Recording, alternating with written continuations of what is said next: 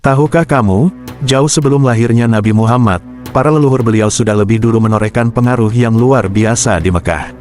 Mereka bukan hanya sekadar nama-nama dalam silsilah keturunan, tapi adalah tokoh-tokoh besar yang membawa perubahan nyata dalam sejarah dan tatanan sosial kota suci itu. Dari satu generasi ke generasi berikutnya, mereka membentuk fondasi yang kelak akan menjadi pijakan lahirnya dakwah Islam. Semua bermula dari Qusay bin Kilab, sosok visioner yang berhasil menyatukan suku-suku Mekah yang sebelumnya hidup dalam persaingan dan kekacauan. Dialah yang pertama kali menata ulang kekuasaan di sekitar Ka'bah, menjadikan Bani Quraisy sebagai penguasa resmi kota suci, dan meletakkan sistem kepemimpinan yang rapi. Tapi ketika Qusay wafat, pertikaian mulai muncul, siapa yang berhak melanjutkan warisannya. Disinilah konflik besar pertama dalam keluarga Quraisy bermula. Anak-anak Qusay saling bersaing memperebutkan jabatan dan kehormatan, yang memicu perpecahan di antara suku-suku Quraisy. Abdul Manaf, meski bukan yang ditunjuk langsung oleh ayahnya, mendapatkan dukungan luas karena kepribadiannya yang bijak dan berwibawa. Di sisi lain, Abdu Ad-Dar yang mendapat mandat resmi, berjuang keras mempertahankan haknya. Perebutan ini bukan sekadar konflik keluarga, tapi menjadi pertarungan besar yang menguji kesetiaan, strategi, dan pengaruh sosial. Dari situ lahir tokoh-tokoh legendaris seperti Hashim bin Abdul Manaf, yang membuka jalur dagang Quraisy ke Yaman dan Syam, serta memulai sistem solidaritas sosial bagi para jemaah haji. Lalu datang Abdul Muthalib, pemimpin harismatik yang dikenal karena kisah penggalian kembali sumur Zam-Zam dan keberaniannya menghadapi ancaman pasukan bergajah. Masing-masing dari mereka punya cerita yang menggugah, penuh inspirasi, dan menjadi bagian penting dari mozaik sejarah Mekah. Semua kisah ini menyimpan pesan, intrik, dan pelajaran besar yang tak hanya relevan bagi sejarah Islam, tapi juga menggambarkan betapa perjuangan dan visi kepemimpinan sudah mengakar dalam darah keluarga Nabi. Mereka bukan orang-orang biasa, tapi pemegang obor sejarah yang menuntun pada kelahiran seorang utusan terakhir. Banyak sekali peristiwa menarik yang akan kita bahas dalam video ini. Maka pastikan kamu tonton sampai selesai, karena setiap bagian akan membuka rahasia demi rahasia dari masa lalu yang luar biasa ini. Jangan lupa like, subscribe, dan aktifkan lonceng notifikasimu agar tidak ketinggalan kelanjutan dari kisah ini. Karena ini bukan sekadar video sejarah, ini adalah perjalanan mengungkap warisan agung dari para leluhur Nabi Muhammad.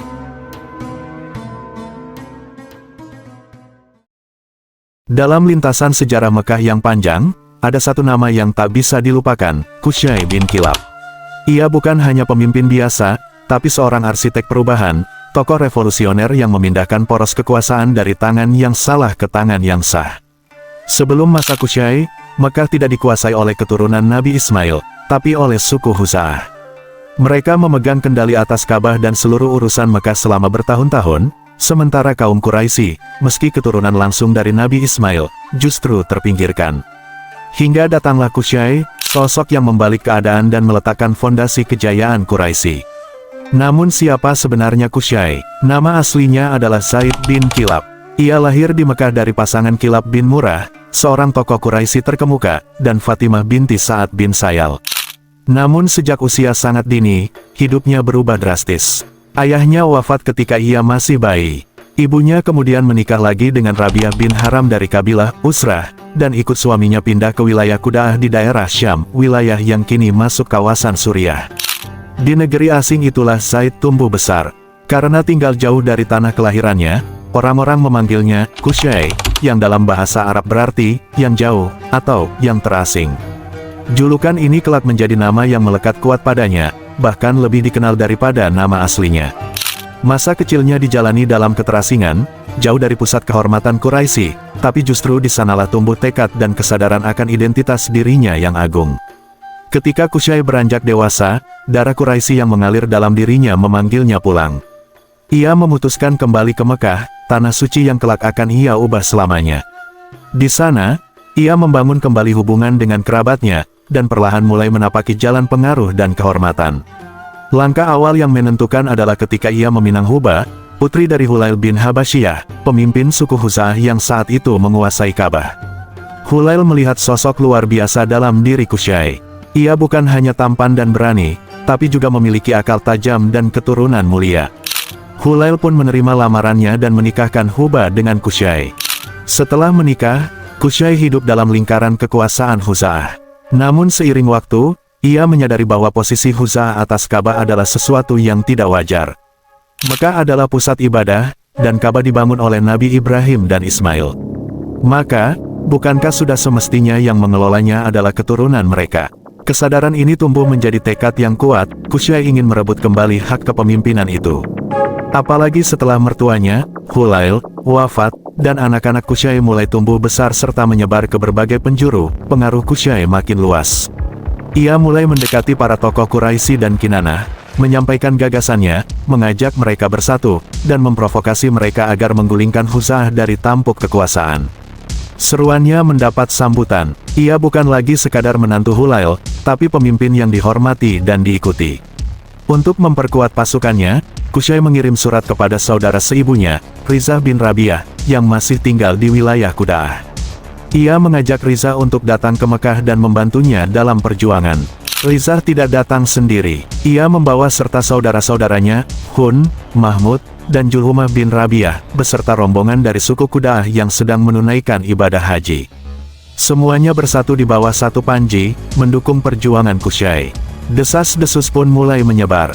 Orang-orang Huza'ah merasa terancam. Mereka bahkan menduga bahwa tindakan Qusay ini adalah kelanjutan dari pesan rahasia Hulail, yang konon pernah berkata bahwa Qusay lebih layak memimpin Mekah. Terlepas dari benar atau tidaknya kabar itu, satu hal menjadi nyata, Qusay siap merebut kekuasaan. Ketegangan berubah menjadi konflik terbuka. Qusay datang bersama pasukannya, gabungan dari Quraisy, Kinanah, dan Quda'ah menghadapi suku Huza'ah di Aqabah. Kami lebih berhak mengelola urusan haji ini, katanya tegas. Pertempuran pun pecah. Peperangan itu berlangsung sengit, dengan korban di kedua belah pihak. Tapi akhirnya, Qusay dan pasukannya keluar sebagai pemenang.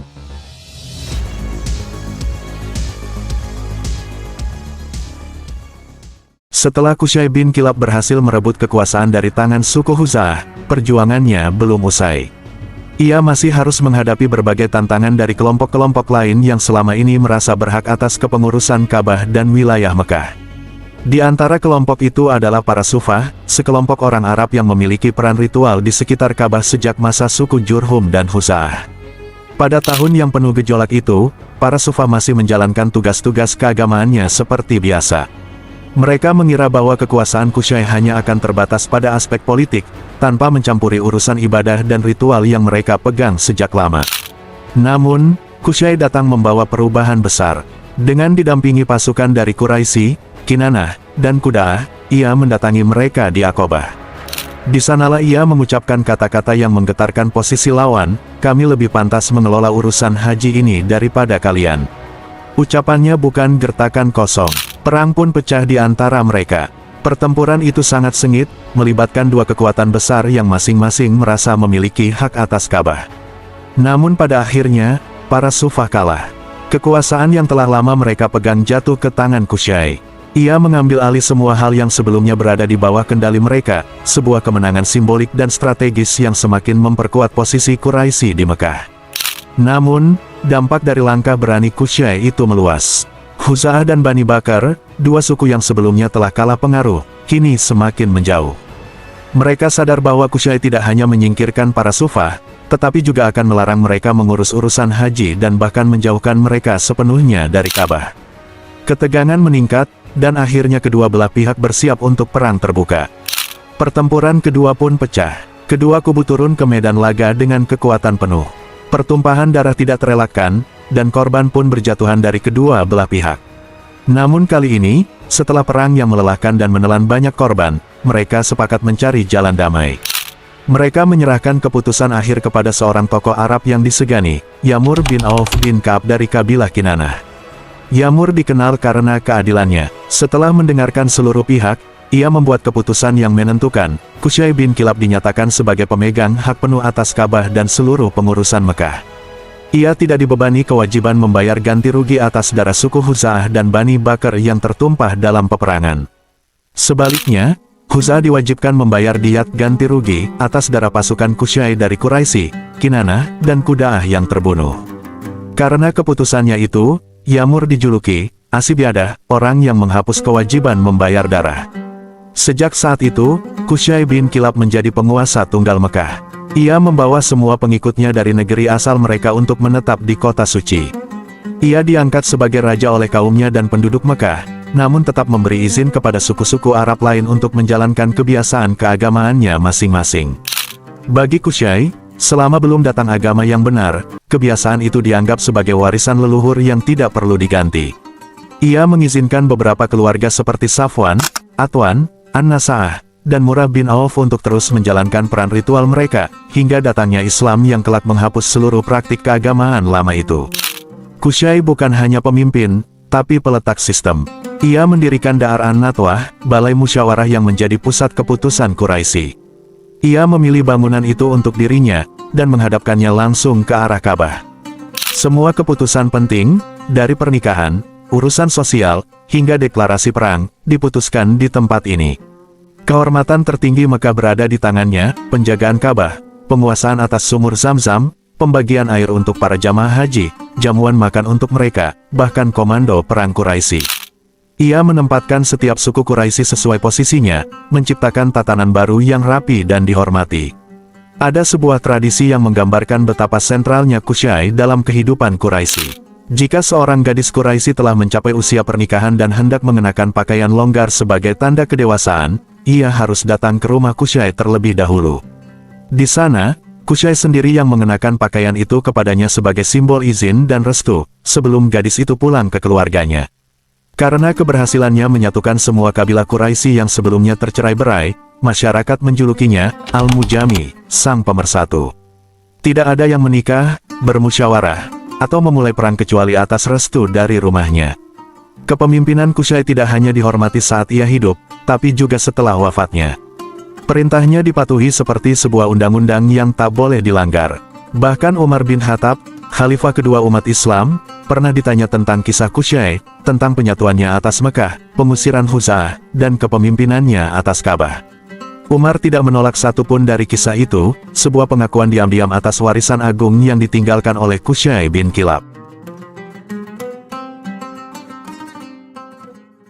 Jika kita melihat jalur nasab yang mulia ini, maka akan tampak dua cabang utama yang terhubung langsung kepada Qusay.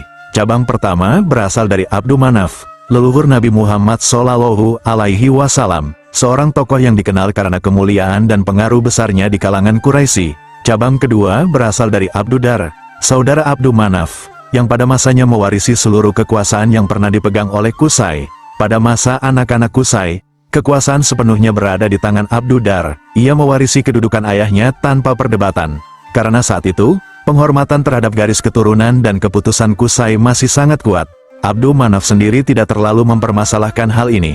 Ia tidak mencari kekuasaan, dan tidak pula menantang saudaranya. Namun situasi berubah ketika generasi cucu-cucu Qusay mulai tumbuh dewasa. Cucu-cucu dari jalur Abdu Manaf, terutama Hashim dan saudara-saudaranya, mulai merasa bahwa mereka memiliki keunggulan, baik dalam kepemimpinan, kedudukan sosial, maupun dukungan masyarakat.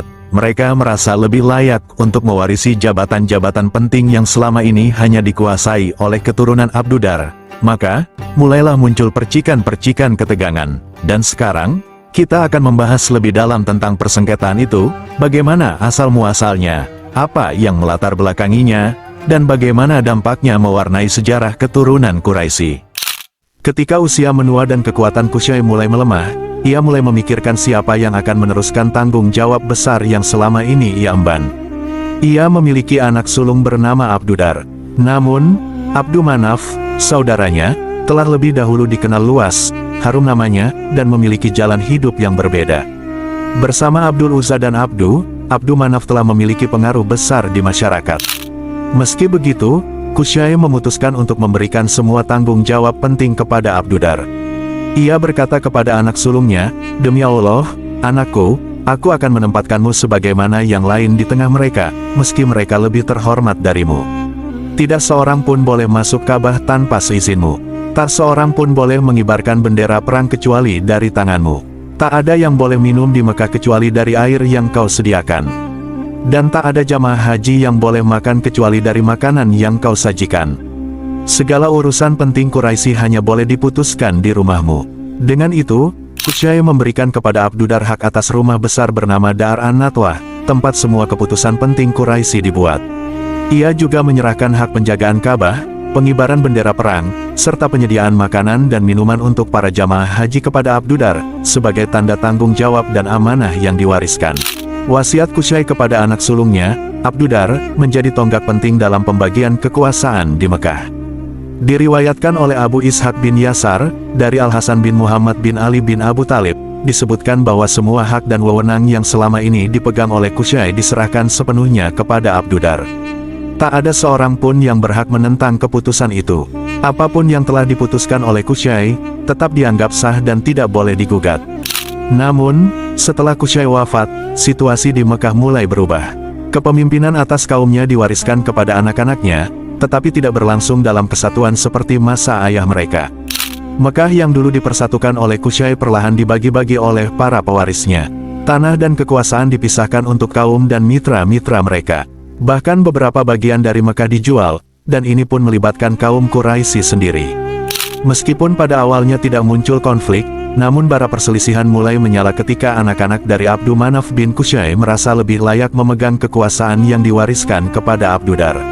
Abdu Syams, Hashim, Al-Muttalib, dan Naufal, anak-anak Abdu Manaf, menyatukan kekuatan untuk merebut hak-hak penting seperti penjagaan Ka'bah, komando perang, pemberian minum jamaah haji, dan penyediaan jamuan bagi mereka.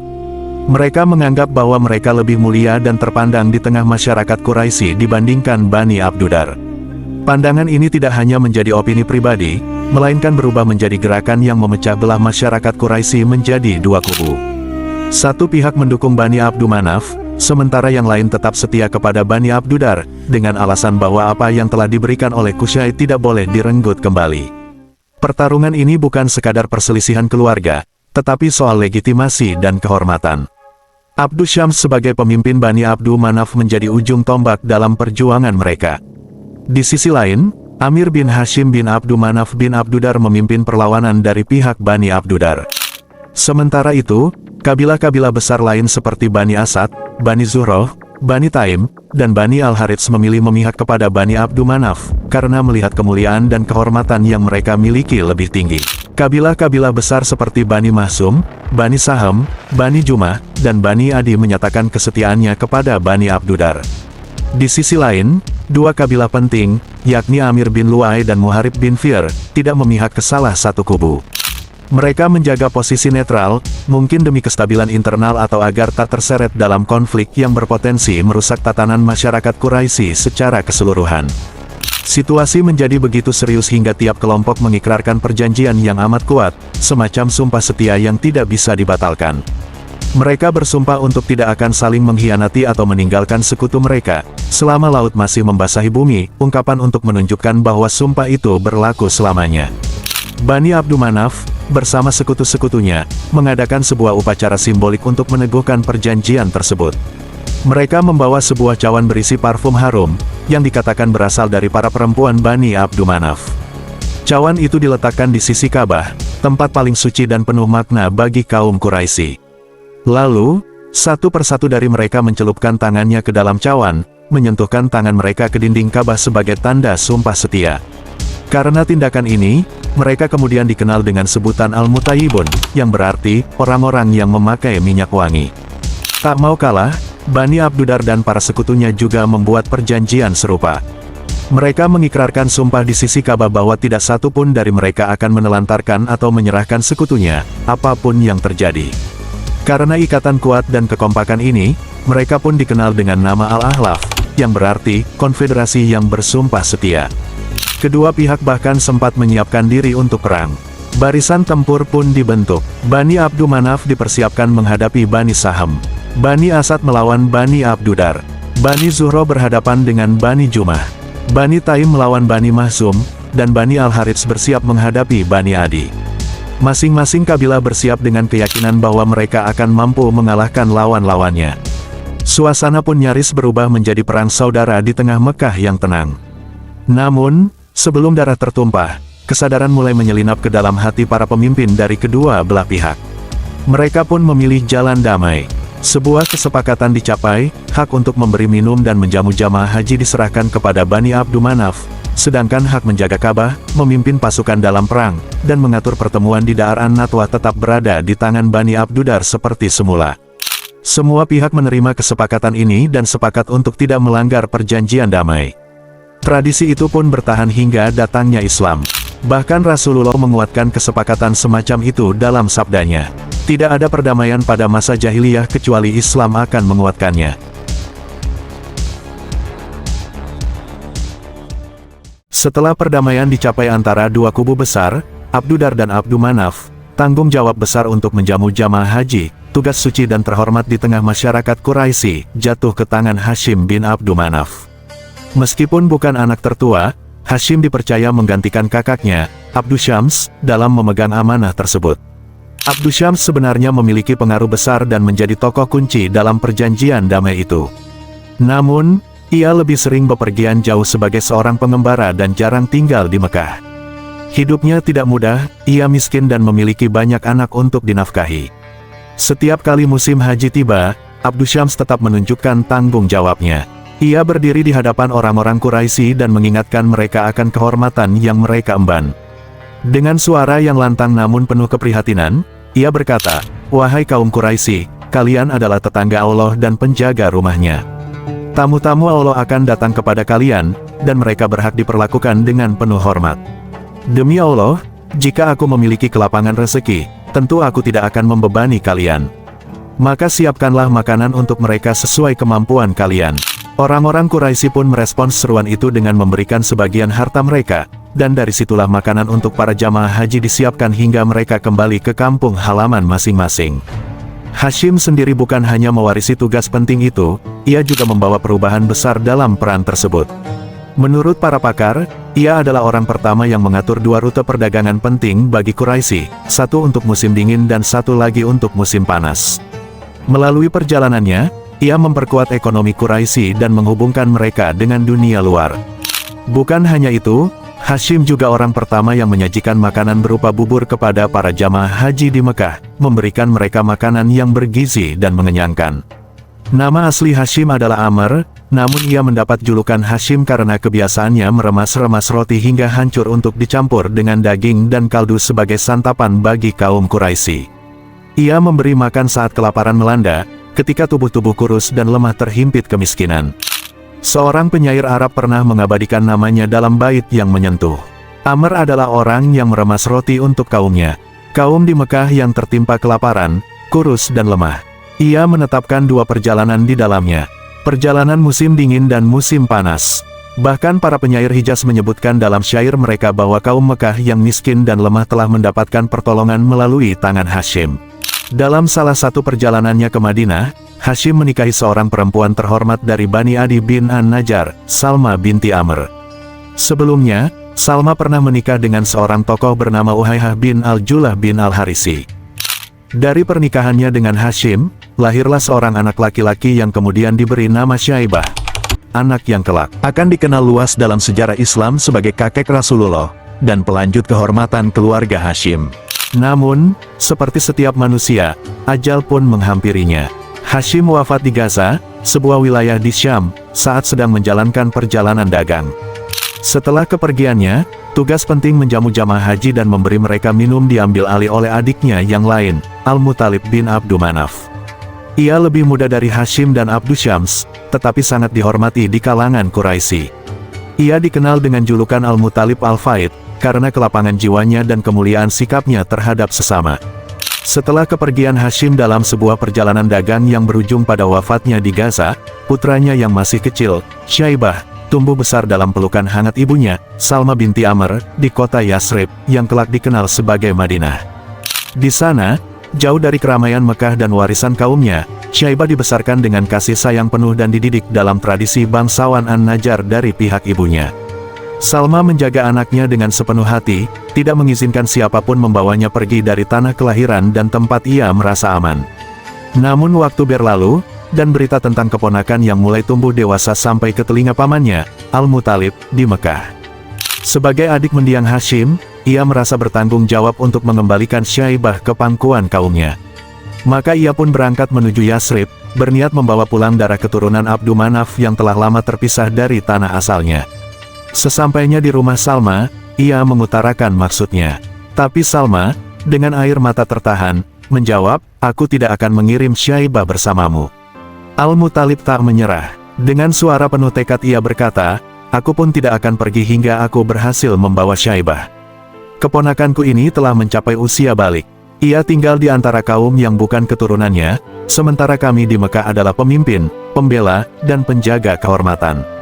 Tanah kelahirannya yang sejati menunggunya kembali, dan di sanalah dia akan menemukan jati dirinya. Namun yang paling menyentuh adalah sikap Syaibah sendiri. Di hadapan pamannya, ia berkata, aku tidak akan pergi meninggalkan ibuku hingga ia sendiri mengizinkanku. Kata-kata itu menusuk hati sang ibu. Setelah bergulat dalam batin, Salma akhirnya merelakan anaknya pergi, meski dengan hati yang berat. Ia menyerahkan Syaibah kepada Al-Muttalib, percaya bahwa waktunya telah tiba bagi anaknya untuk menunaikan takdirnya. Dengan menunggang unta, Al-Muttalib membawa keponakannya menuju Mekah. Saat mereka memasuki kota, orang-orang Quraisy menyangka anak itu adalah budak yang baru dibeli oleh Al-Muttalib. Mereka pun menyebutnya Abdul Muttalib, budaknya Al-Muttalib. Mendengar ini, sang paman segera membantah, celaka kalian. Ini adalah keponakanku, anak dari saudaraku Hashim. Aku membawanya dari Madinah. Sejak itu, nama Abdul Muttalib melekat pada dirinya, walau sejatinya ia adalah pewaris kehormatan keluarga Bani Hashim. Ia tumbuh menjadi sosok yang disegani, meneruskan peran mulia keluarganya. Setelah wafatnya Al-Muttalib di Ratman, kawasan Syam, Abdul Muttalib mengambil alih tugas penting, memberikan minuman kepada jamaah haji dan menjamu mereka sebagaimana dilakukan oleh leluhurnya. Kematian Al-Muttalib disambut duka oleh banyak orang. Di antara mereka adalah Matrud bin Ka'ab al-Khuzai, penyair yang mengucapkan elegi menyayat hati saat mendengar kabar meninggalnya Naufal bin Abdu Manaf, orang terakhir dari keempat putra Abdu Manaf yang masih hidup. Dengan syair yang tulus, ia mengenang para tokoh besar yang telah pergi. Hashim, sang dermawan, berpulang di Gaza, tempat jauh dari tanah kelahiran, membawa nama mulia. Abdu Syams menutup usia di Mekah yang agung. Al-Muttalib wafat di Ratman, jauh di Yaman yang sunyi. Dan Naufal, saudara terakhir, gugur di tanah Salman yang jauh di Irak. Mereka pergi satu persatu, bintang-bintang yang jatuh dalam keheningan malam. Ketika orang-orang memuji syair Matrud, namun meminta agar baitnya lebih dalam dan tajam, ia menjawab, berikan aku beberapa malam. Ia pun mengasingkan diri, merenung, dan kemudian muncul dengan bait-bait baru yang lebih menyentuh. Bintang Abdu Manaf satu persatu meredup. Tinggallah langit Mekah menangis sunyi. Mereka yang dahulu menyalakan nyala kehormatan, kini tidur dalam senyap, namun nama mereka tak mati. Dan kini, tanggung jawab besar yang diemban oleh anak-anak Abdul Manaf telah berpindah ke tangan Abdul Muttalib. Ia tidak hanya menjaga tradisi keluarganya, tetapi menjadikannya hidup dan berwibawa. Ia menyediakan air minum bagi para tamu Allah, memuliakan jamaah haji dengan jamuan terbaik. Segala hal yang dahulu dilakukan oleh ayah dan pamannya, kini ia kerjakan dengan lebih gemilang. Rakyat Mekah mencintainya dengan kecintaan yang tulus. Di mata mereka, Abdul Muttalib bukan sekadar penerus, tetapi pelita yang menghidupkan kembali kejayaan nama Bani Hashim. Ia pun menjadi lambang kehormatan Quraisy, bukan karena garis keturunan semata, tapi karena ketulusan, kemurahan hati, dan keagungan sikap yang bersinar dalam setiap langkah hidupnya.